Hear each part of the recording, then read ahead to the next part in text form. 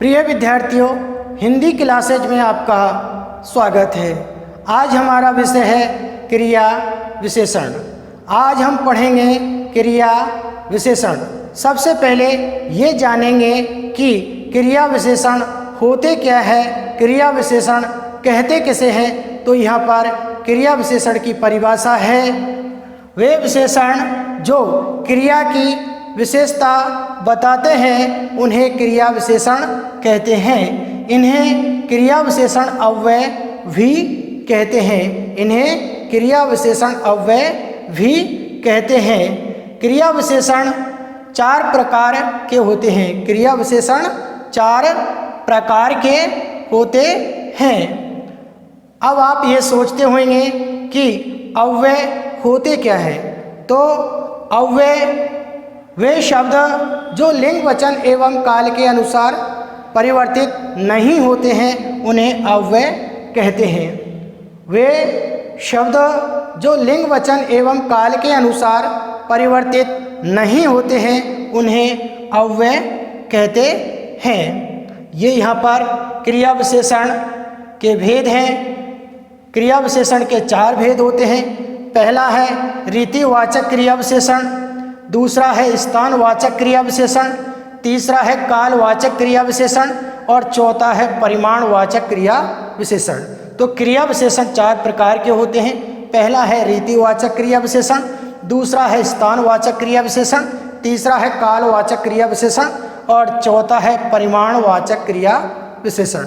हमने परिभाषा में पढ़ा था कि वे विशेषण जो क्रिया की विशेषता बताते हैं उन्हें क्रिया विशेषण कहते हैं। यहाँ कुछ उदाहरणों द्वारा क्रिया विशेषण समझाया गया है। जैसे राधा धीरे धीरे रो रही है।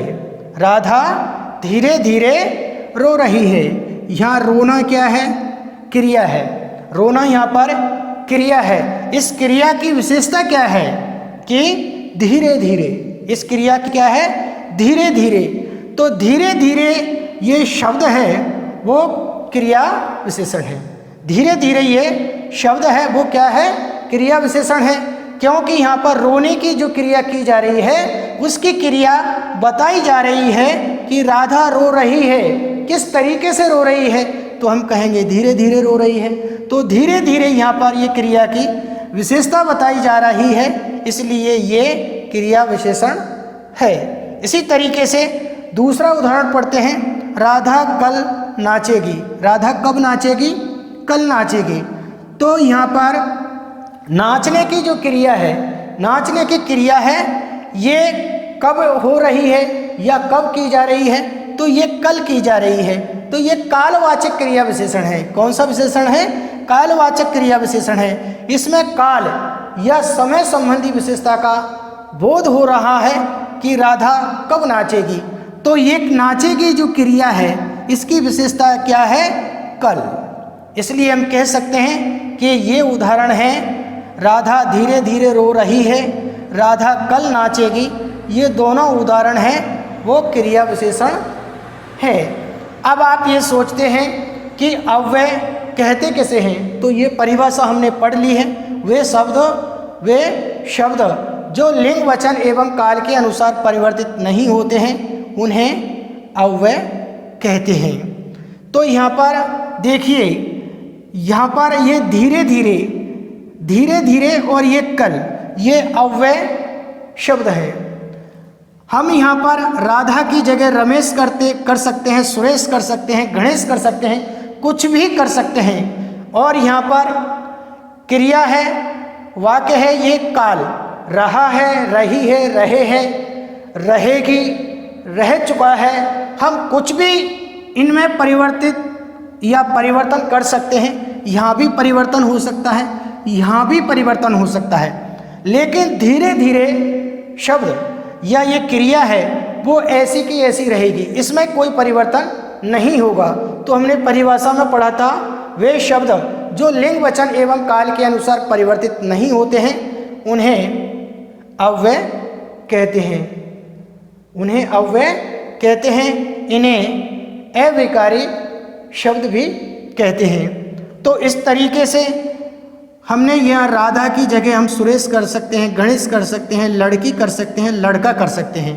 तो यहाँ तो परिवर्तन हो जाएगा। यहाँ क्रिया कोई सी भी आ सकती है, वर्तमान काल की भी ले सकते हैं, भूतकाल की भी ले सकते हैं और भविष्य काल की भी हो सकती है।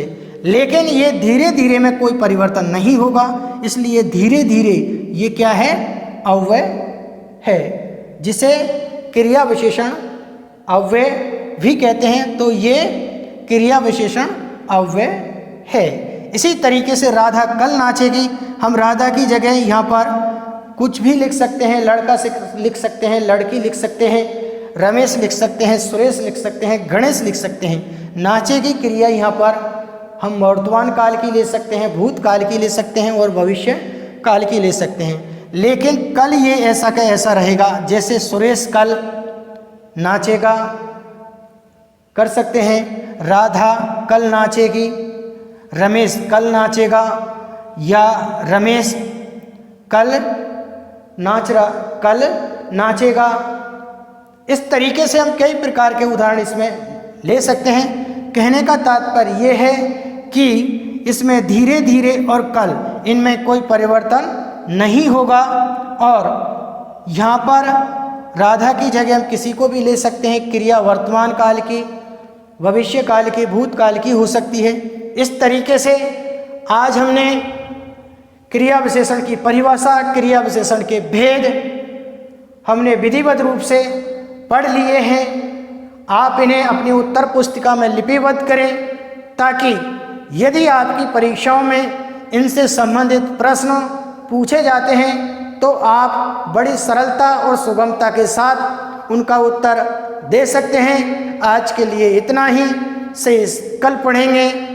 Thank you.